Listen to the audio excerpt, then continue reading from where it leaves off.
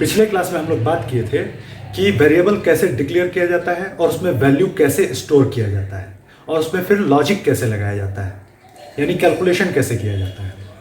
आज हम लोग बात करेंगे कि प्रोग्राम के लिए इनपुट कैसे लिया जाता है।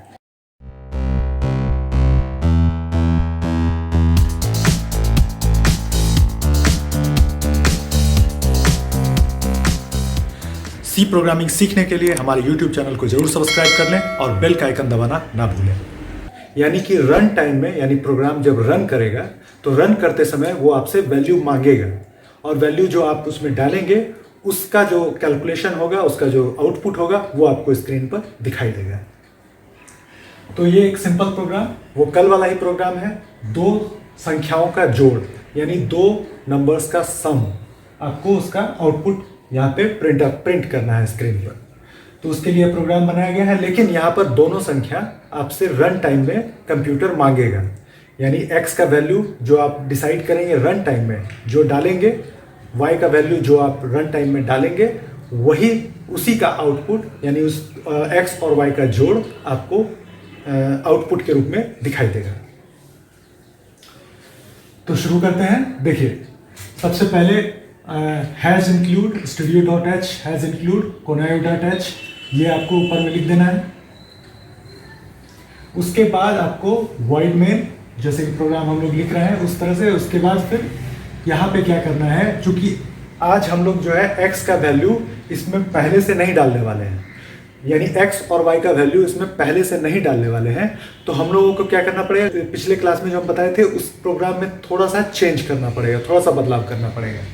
तो जब हम मानते हैं, माना कि x, y और z, तो यहाँ पे क्या करना क्या है, integer x equal to 0, y equal to 0, z equal to 0 और उसके बाद सेमीकोलन लगाना है। बस यही सिर्फ थोड़ा सा अंतर करना है। ऐसा हम लोग क्यों करते हैं, इसका कारण ये है कि जब हम लोग इंटीजर x यहाँ पे डिक्लेयर करते हैं वेरिएबल को और इंटीजर y, इंटीजर z को डिक्लेयर करते हैं, तो उस समय क्या होता है कि इसका जो बॉक्स क्रिएट होता है वो बॉक्स किसी एड्रेस पर होता है, कंप्यूटर के किसी एड्रेस पर होता है, और उसका जो एड्रेस का वैल्यू होता है वो ऑटोमेटिकली इसमें ले लेता है। वो एड्रेस का जो वैल्यू होता है वो करीब करीब 0.1234 या 3214 ऐसा कुछ भी हो सकता है। तो इसके अंदर वो वैल्यू चला जाता है। उसके बाद अगर हम लोग इसको इनिशियलाइज नहीं करेंगे, यानी कि x बराबर 0, y बराबर 0, z बराबर 0 इसको इनिशियलाइज नहीं करेंगे, तो प्रोग्राम में वो गलत वैल्यू आ जाएगा, जिसकी वजह से आउटपुट आपका रिजल्ट जो आएगा वो गड़बड़ हो जाएगा। तो इसके लिए हम लोग को यहाँ पे इसको इनिशियलाइज करना जरूरी है। x equal to 0, y equal to 0, z equal to 0, यानी वैल्यू हम लोग उसमें पहले से डाल देंगे 0 वैल्यू, ताकि वो प्रोग्राम रन कराते समय कोई परेशानी ना आए, कुछ गलती ना हो। अब अगले लाइन में हम लोग आते हैं, प्रिंटफ एंटर x वैल्यू। अब ये क्या होगा कि इस लाइन को जब कंप्यूटर एक्सिक्यूट करेगा, रन करेगा, तो वहां स्क्रीन पर enter x value equal to वहां पे प्रिंट होगा और वहां पे एक कर्सर ब्लिंक करेगा और आपसे इनपुट मांगेगा। इनपुट का लाइन क्या है, तो इनपुट के लिए हम लोग डालते हैं scanf, यानी यहाँ पे देखिए ये एक नया फंक्शन है scanf। प्रिंटफ से हम लोग कुछ भी प्रिंट करते हैं स्क्रीन पर और स्कैनफ से इनपुट लेते हैं। इनपुट का मतलब कुछ भी नंबर, कैरेक्टर, वो कंप्यूटर में हम लोग अपने रन टाइम में सहूलियत के हिसाब से डालते हैं। तो स्कैनफ, उसके बाद फिर ब्रैकेट में इन्वर्टेड कोमा के अंदर में %d, उसके बाद कॉमा एंड x, उसके बाद ब्रैकेट बंद करके सेमीकोलन लगा देना है। अब इसका मतलब समझ लीजिए, ये %d हम लोग क्या करते हैं, ये %d जो है वही यहाँ पे इनपुट मांगेगा आपसे, और उसके बाद इनपुट जब आप उसमें दे देंगे तब वो क्या होगा, x के वैल्यू पर x के एड्रेस पे जाकर स्टोर हो जाएगा। ये एंड का मतलब होता है एड्रेस। एड्रेस का मतलब बताया आपको कि जब हम लोग वेरिएबल डिक्लेयर करते हैं तो कंप्यूटर में x, y, z 3 बॉक्स बनता है और तीनों बॉक्स जो होता है उसका कोई एड्रेस होता है कंप्यूटर का। तो वही एड्रेस यहाँ पे दिया गया है एंड के रूप में, यानी जब स्कैनफ रन करेगा, एक्सिक्यूट करेगा, तो %d आपसे इनपुट मांगेगा और उसके बाद वो जो वैल्यू हम लोग उसमें डालेंगे वो x के एड्रेस यानी एंड का मतलब हो गया एड्रेस, एक्स के एड्रेस पे जाके यानी उसके बॉक्स में जाके स्टोर हो जाएगा। क्लियर है? उसके बाद फिर अगला लाइन है प्रिंटर एंटर वाई वैल्यू। जिस तरह से एक्स का वैल्यू जो आपसे मांगा था कंप्यूटर, उसी तरह से वाई का वैल्यू भी मांगेगा। तो वहां पे हम लोग को यूजर को बताना होगा कि वाई का वैल्यू अब आपको डालना है। तो इसलिए हम लोग ये लाइन लिखते हैं एंटर वाई वैल्यू। तो इससे लोग को पता चलता है कि हाँ अब हमको वाई का वैल्यू डालना है। उसके बाद वाई के वैल्यू डालने के लिए इनपुट है स्कैनफ %d एंड वाई यानी एड्रेस ऑफ वाई। तो इसका क्या मतलब हो गया, ये आपको अब जो हम वैल्यू डालेंगे वहां पर तो वो जाकर के वाई के एड्रेस पर स्टोर हो जाएगा। उसके बाद अगला लाइन क्या है, लॉजिक है। यहाँ पे लॉजिक हम लोग क्या लगा दिए, z equal to X plus Y यानी कैलकुलेशन है। तो x और y जो वैल्यू हम लोग डाले अभी उसका वैल्यू जाएगा और z में जाके स्टोर हो जाएगा, यानी ये दोनों जुड़ करके z में जाकर स्टोर हो जाएगा। जैसा कि कल बताए पिछले क्लास में हम लोग बताए थे कि जो इसका कैलकुलेशन होता है वो उल्टा होता है, राइट टू लेफ्ट। तो ये यहाँ पर ऐड होगा, सम होगा और सम होकर के इस साइड आके लेफ्ट साइड में आकर के जेड में स्टोर हो जाएगा। अब अगला लाइन फिर हम लोग क्या करेंगे, यूजर को बताएंगे वहां पर। तो यहाँ पे हम लोग को रिजल्ट प्रिंट कराना है। तो printer /n sum of x plus Y equal to %d और उसके बाद कॉमा देके जेड कर देना है। तो इसका क्या मतलब होगा, sum of x plus Y equal to यहां तक प्रिंट करेगा। उसके बाद ये जो %d है वो यहाँ पे जो z का वैल्यू होगा वो %d के जगह पर प्रिंट हो जाएगा।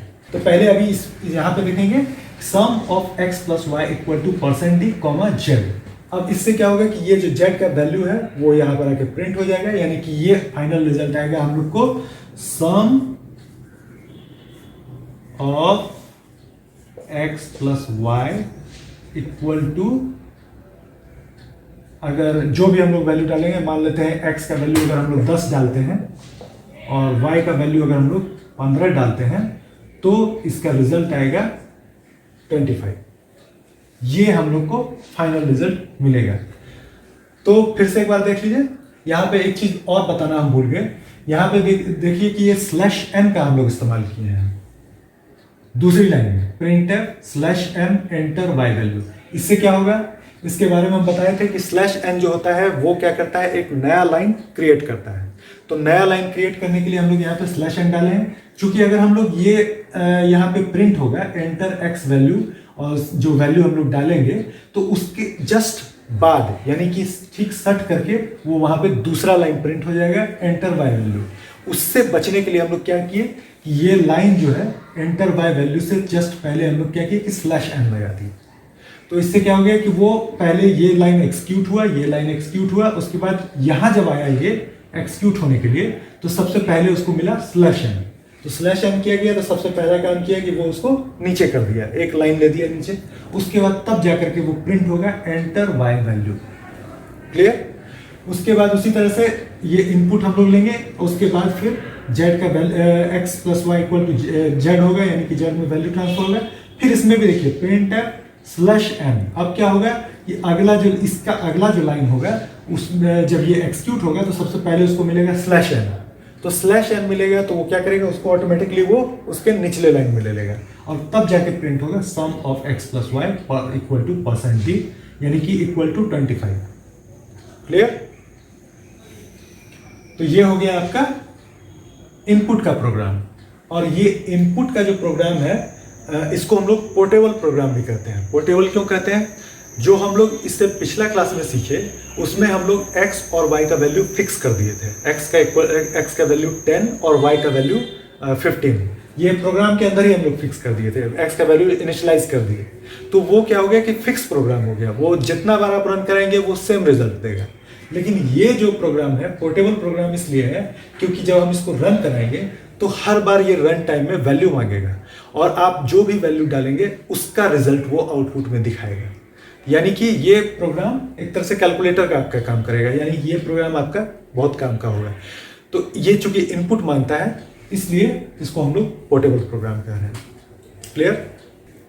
अब अगले क्लास में हम लोग सीखेंगे फ्रैक्शनल वैल्यू यानी कि फ्लॉट का, यानी दशमलव का जो संख्या होता है उसमें कैलकुलेशन हम कैसे करा सकते हैं वो हम लोग अगले क्लास में जानेंगे। उसको हम लोग क्या कहते हैं, फ्लॉट कहते हैं। जैसे इसमें इंटीजर है, इंटीजर एक्स वाई जेड, उसी तरह से वहां पे हम लोग फ्लॉट का इस्तेमाल करते हैं। आज के लिए इतना ही, फिर मिलते हैं अगली क्लास में। जय हिंद।